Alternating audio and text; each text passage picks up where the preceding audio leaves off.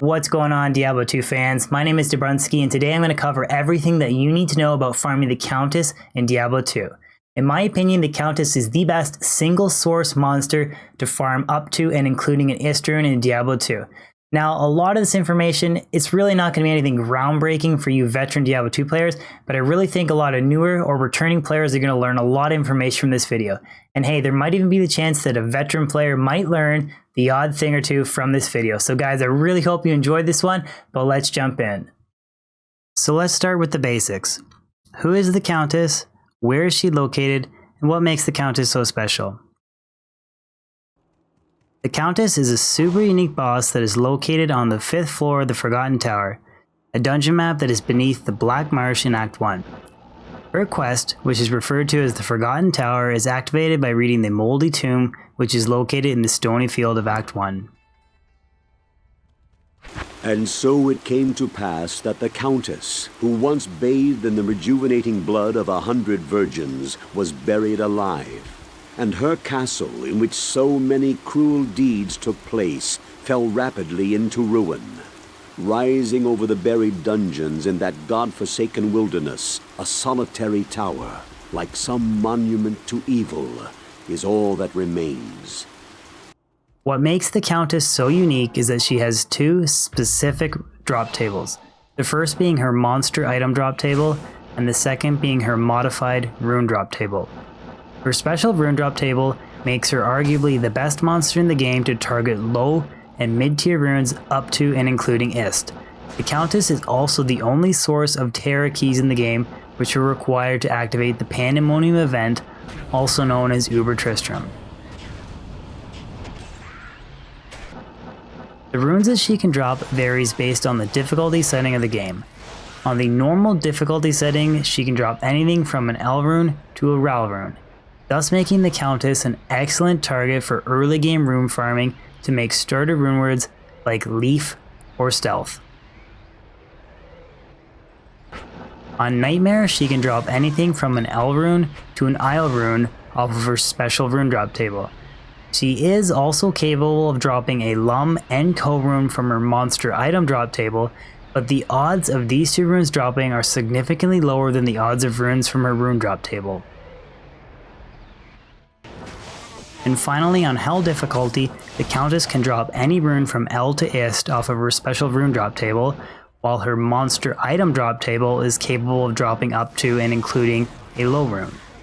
However, the odds of dropping anything higher than an Ist rune from her monster drops specifically is astronomically low. You're far better off targeting other areas like Lower Kuros or Travancore for runes higher than Ist. Another important point to note is that the Countess will always spawn as cold and fire immune. If your merc is strong enough, you can rely on him to kill the Countess, or you could run as a light sorc and avoid immunities altogether. One of the nice things about the Countess is that she only has 33% resistance to lightning in Hell difficulty, making her a viable target to farm as a light sorc without the rumored infinity. So what is the best player's difficulty setting for farming the Countess? Well, that really depends on what you're specifically farming her for. If you're farming for Keys of Terror, then raising the player's difficulty setting on single player or playing in public Battle.net games is going to be your best bet. On players 1 and 2, she has a 7% chance to drop a Key of Terror. Players 3 and 4, the drop rate increases to 9%.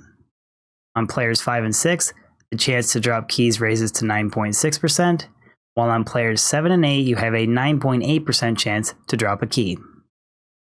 Rune drops, however, work a little bit differently in relation to the player's difficulty setting. In short, the simplest explanation is that increasing the difficulty setting increases the odds of the Countess dropping more items from her monster drop table instead of her special rune drop table. The Countess can only drop up to 6 items per kill, and maximizing the number of monster drops takes away from the number of runes that she can drop. Simply put, her monster drop table interferes with her rune drops.